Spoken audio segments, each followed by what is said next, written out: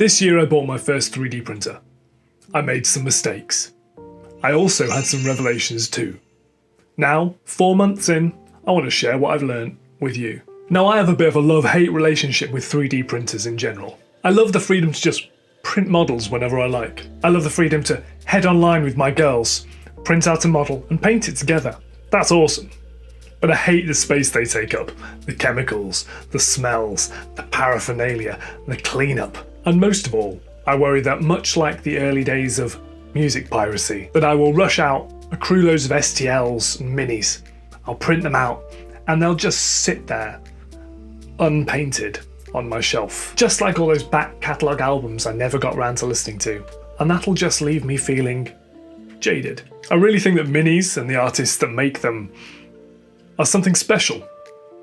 And too much of a good thing definitely spoils it. But with that in mind, I've really enjoyed printing over the last few months. And so I wanted to share with you 5 of the things I've learned so far. First up, the printer itself. This is the Creality Halo 1. I love it. I got it for 140 quid from Amazon, brand new. The price swings about though, so do double check and see. It's obviously linked down in the description below if you want to do that. It works straight out of the box with just a touch of calibration. And while I've had about 20% of my prints fail, that's mostly because I've been meddling with things that I probably shouldn't have done. I got this printer recommendation from Luke over at Geek Gaming Celix, so thank you for that, mate. Really appreciate it. I'm not going to run through the setup of the printer now though. Loads of people who really know what they're talking about have already done that. So the second tip is the space.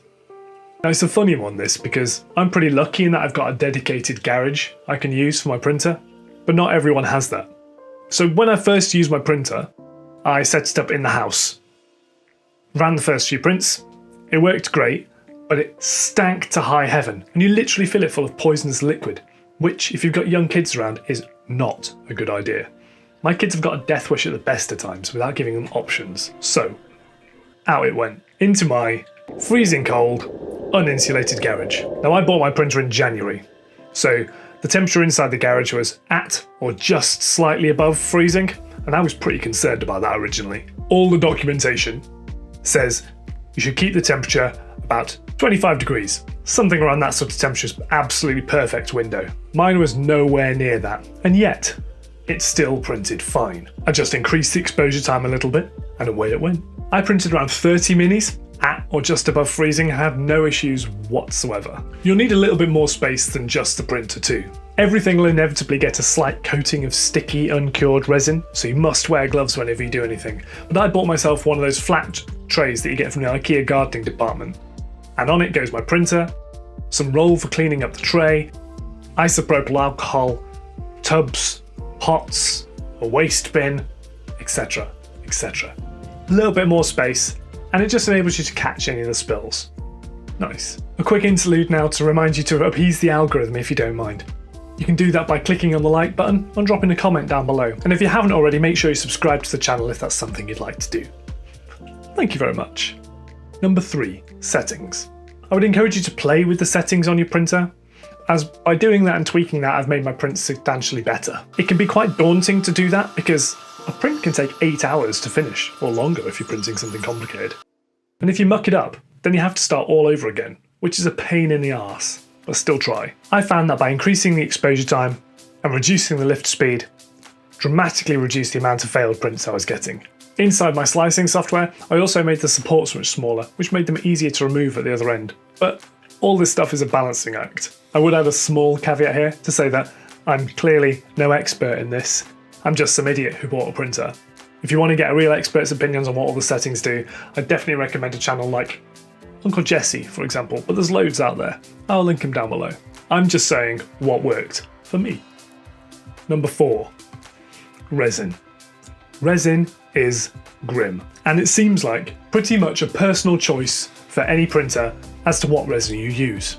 For me, when I switched away from the Creality resin, which is what I bought first time round, which I found a bit thick and gloopy, and I didn't get the results I really wanted from it, I switched to the Anycubic plant-based resins, which I love. They come in lots of different colours. I've no idea what the colours mean. I chose pink because my girls liked it. no other reason. However, that decision has proven correct because I'm getting crispy prints that's really easy to clean up, and I am a big fan of that resin. It also doesn't smell anywhere near as bad, and that's a big win for me too. Number 5.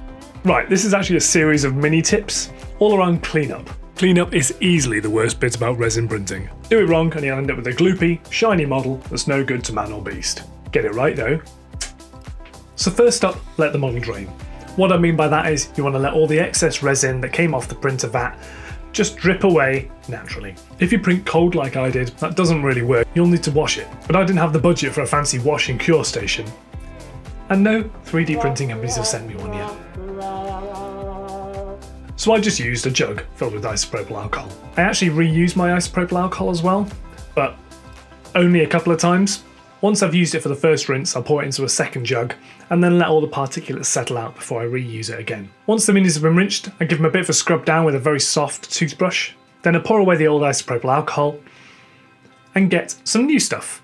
I give the minis another final rinse, and then, and this bit's really important, I put them on a shelf and let the isopropyl alcohol evaporate completely. If you start curing them with wet isopropyl alcohol over them, they sort of end up all gloopy and weird and shiny. Once you've done that point, you can then start to remove all the supports.